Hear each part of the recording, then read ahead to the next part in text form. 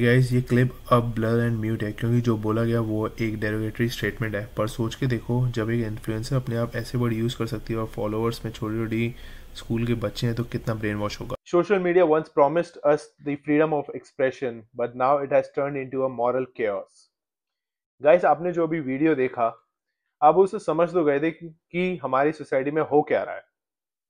एक इन्फ्लुएंसर जो कि मेंटल हेल्थ थेरेपिस्ट है, उसने एक कैंपेन चलाया बस अपने सब्सक्राइबर बढ़ाने के लिए, और फॉलोअर्स आ जाएं, थोड़ा बहुत पैसा कमा लूं मैं इंस्टाग्राम के थ्रू या यूट्यूब के थ्रू।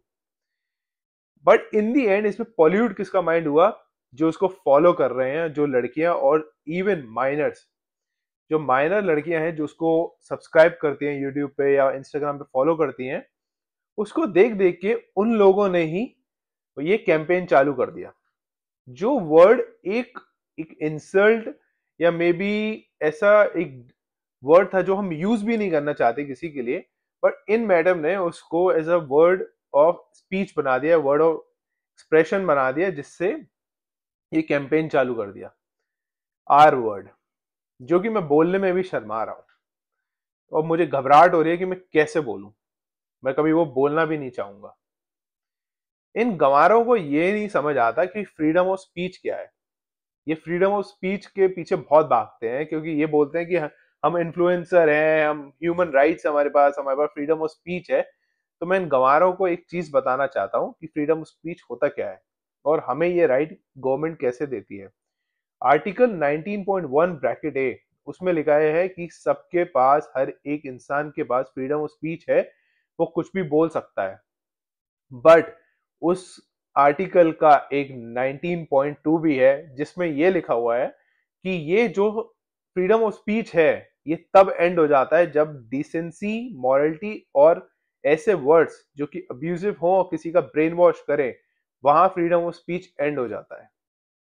इन इन्फ्लुएंसर पे 40 एफआईआर ऑलरेडी फाइल हो चुकी है और भी बहुत सारी हो रही है पर डे, क्योंकि लोगों को जब पता चला कि ये जो कंटेंट है माइनर को ऑलरेडी ब्रेन वॉश करना स्टार्ट हो चुका है, क्योंकि 12-13 साल की लड़कियों ने भी ये कैंपेन चालू कर दिया अपने इंस्टाग्राम पे। According to section 292 and 294, obscene content public में मना है, and section 67 and 69 A clearly states कि आप ऑब्सीन कंटेंट और हाई वैल्यू जिसमें अब्यूसिव वर्ड्स हैं वो आप ऑनलाइन पोस्ट नहीं कर सकते। IT act 67 69 A, POCSO act, जो क्लियरली स्टेट करता है सेक्सुअलाइज वर्ड्स जो कि माइनर को ब्रेन वॉश करें वो क्राइम है और पनिशेबल ऑफेंस है। बट इन गंवारों को ये तो पता नहीं होता, क्योंकि दो बस लाइनें पढ़ते हैं ये बुक्स की और फिर इन्फ्लुएंसर बन जाते हैं और ब्रेन वॉश अपना स्टार्ट कर देते हैं।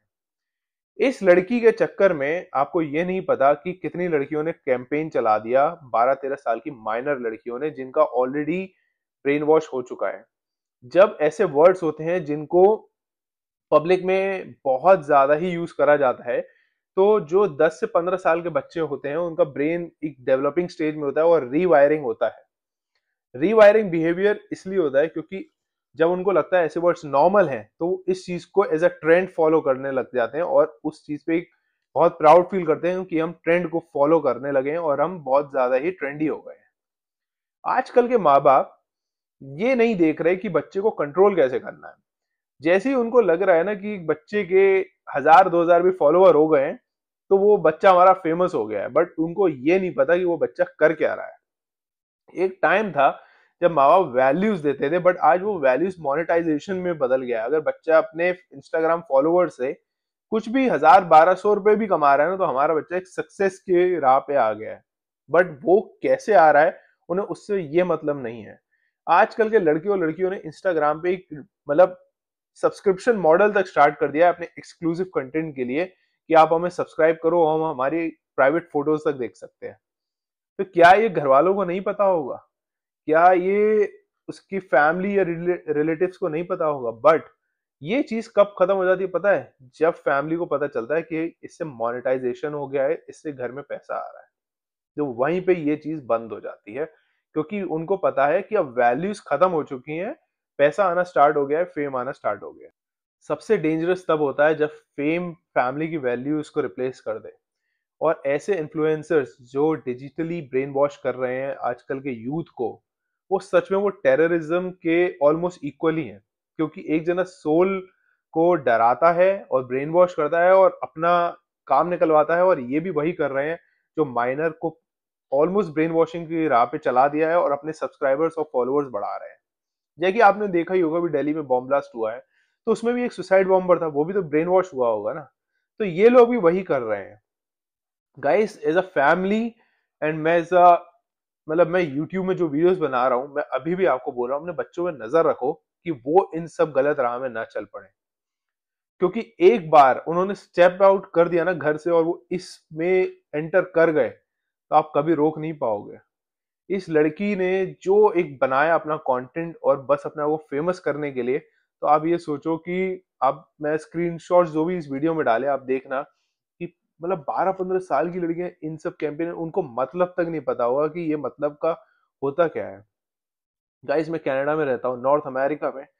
यहाँ पे भी ऐसा कुछ भी नहीं होता। मैं इतना शॉक्ड हो जाता हूँ कि हमारे जब इंडिया में जो इतना सनातन धर्म फॉलो करा जाता है, यहाँ वहां पे ऐसा कैसे हो रहा है।